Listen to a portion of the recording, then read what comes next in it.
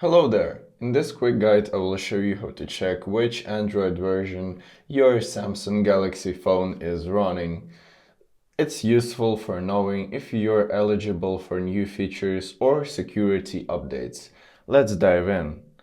So firstly open Settings and scroll down until you see About Phone tab. Tap into it and go into the software information. And as you can see, here you can find Android version. Also a fun tip, rapidly tap this text 7 times to reveal a hidden animation. So yeah, that's it. Now you know exactly which Android version your Samsung is running. So if you found this video helpful, leave a like and don't forget to follow for more tips. Thank you for watching.